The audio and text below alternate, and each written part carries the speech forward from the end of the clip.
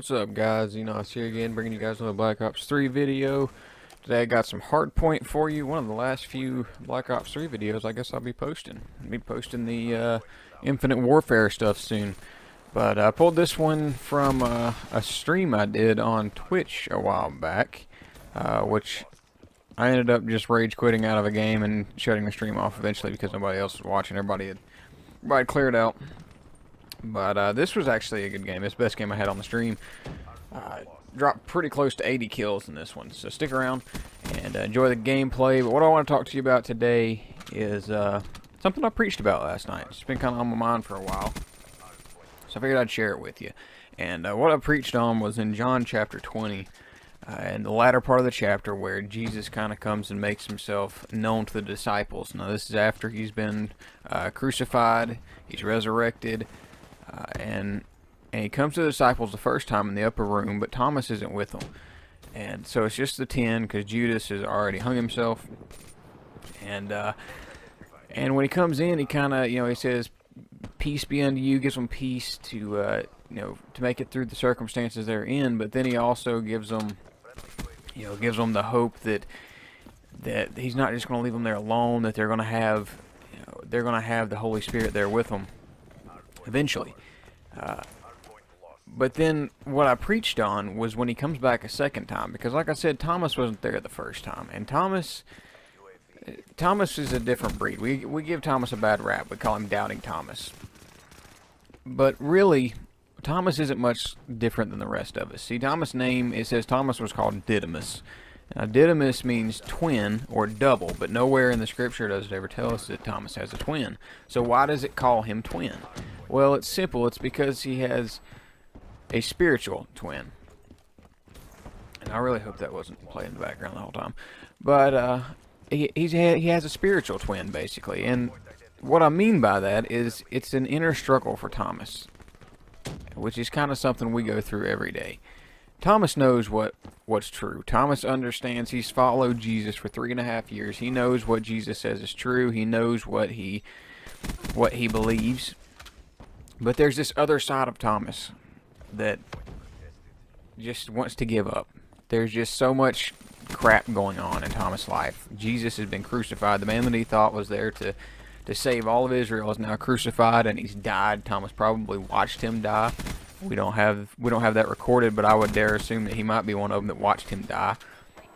And now Thomas is just kind of sitting back, and he says, "You know what? I quit. I've had enough." Everybody else is just sitting in the upper room hiding because they're afraid they're going to die. If we're going to die, they're going to find us anyway, so I might as well just go on and do my own thing. So Thomas goes out by himself.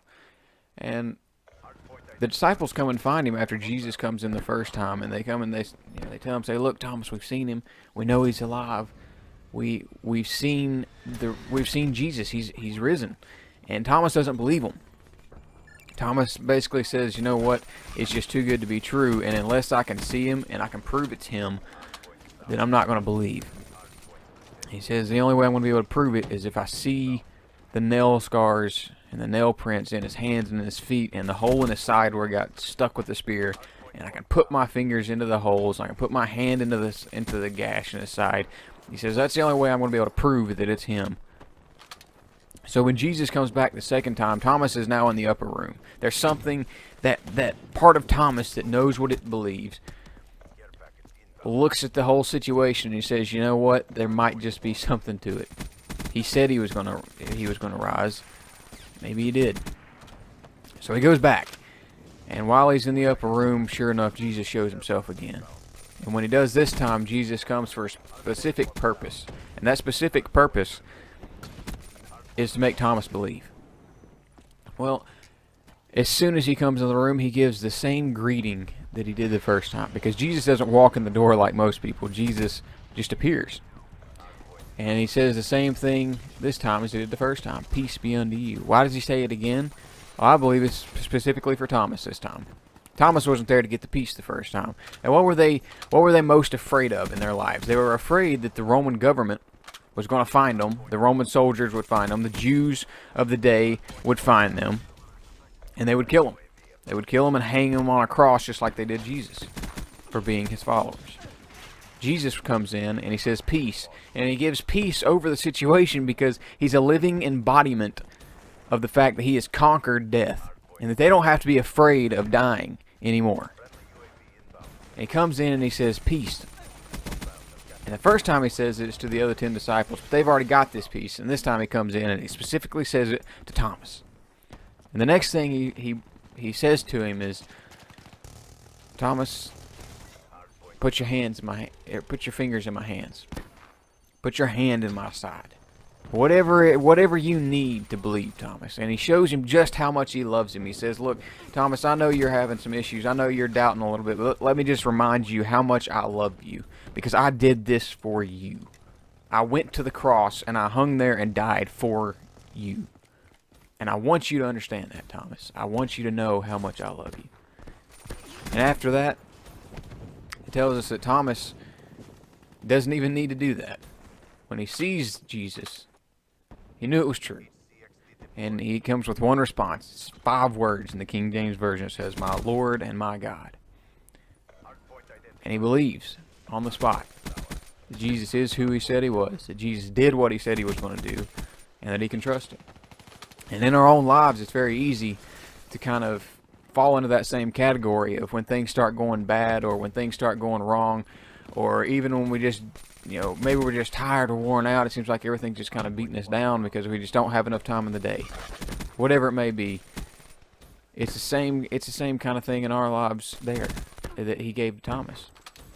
He says, Thomas, I want to be everything you need, and I want to prove to you that I will be, because number 1, I've overcome your biggest fear. I've showed you how much I loved you, number 2. And number 3, I've restored your faith by coming specifically to you and finding you and proving to you that I am what I preach, because I left the other 99. There were thousands of people in the Jewish community that could have seen Jesus, that he could have ministered to and said, look, I told you I was who I said I was. But he didn't go to them. He went to Thomas. And he left the other 99 and he went for the one, as he spoke about in a parable many years before. And he goes to Thomas and he says, Thomas, I just want you to believe. And he comes to us the same way in our own lives. And he says, look, I've given you everything you've ever needed. I've given you everything that you could possibly require to live for. And so much more. I just want you to believe. And trust me. And when you trust me, I promise you it'll work out okay. And Tom, in our own lives, we're a lot like Thomas. We might be a little reluctant at first. We might be a little hesitant to believe.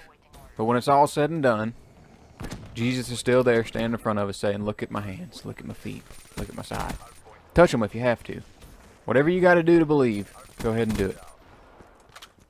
And you know what? To me, that puts me in awe that a man that great, not only great as in the fact that he is, that's a great guy, but that he's just so powerful that he conquers death itself, and then he goes to find the one person out of his disciples that is struggling. Because he already dealt with Peter. He dealt with Peter's denial and things. And he's already dealt with everybody, with James and John and everybody arguing about who's going to be the greatest in the kingdom. He's dealt with their problems. Now he's coming straight back to Thomas and he says, Thomas, I want to talk to you. And he prioritizes him. And if he would do that for Thomas, I know he would do it for me. And to me, that just gives me such a peace in the God that I trust, that I know that he wants what's best for me, and that no matter what happens, I can trust him. And that's something that I can't say about very many people in this world. There are very few people that I trust in this world. Honestly, that has been one of my biggest faults in my life, is the fact that I just don't trust people very well. But knowing that I can trust him, that feeling is such an incredible thing to know, that no matter what happens, I can trust him, because he knows what's best, and I might not think it's the best at the time. It might not always be wonderful and dandelions and roses, but I know He's working it out for me. And He has a reason for letting these things happen in my life. Maybe I get sick. Maybe I miss a lot of work or whatever. I know He's got a reason for that. Maybe I get stuck behind some truck going down the road that's going 20 mile an hour under the speed limit doing 35 and a 55. And I get kind of frustrated. I know there's a reason for that, simply because maybe there was an accident that would have happened had I been doing 55. I'd have got there a little sooner. Maybe there'd been an accident. I might have died. I don't know. I can't see the future, but God can. And he knew what might have happened. So maybe He put that truck in my way to slow me down so I didn't end up in the accident. It's simple things like that when you realize that God's plan is always working in your favor, when you're living the way that you're supposed to live, it's such a calming feeling, such a peaceful feeling. And that's the peace that passes all understanding, because when you understand that there's nothing in your life that God looks at and says, oh no, what are we going to do? It's such a wonderful feeling. You know what, guys? This gameplay's wrapping up. And I hope you'll think about that as you go through today. Take it to heart. And it was a little condensed compared to what I gave last night. But you know what? I think it got the gist of it. So I hope you guys enjoy the video. If you do, leave a like. If you really liked it, subscribe. And don't forget to tell your friends, even if you didn't like it, because they might watch it anyway. And we'll see you later, guys. Peace.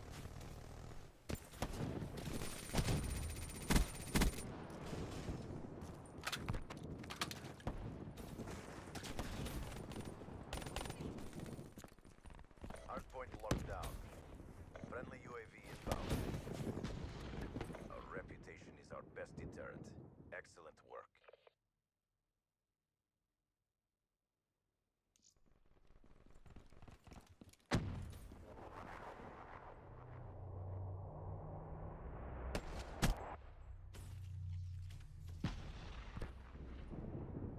What? There was opposition?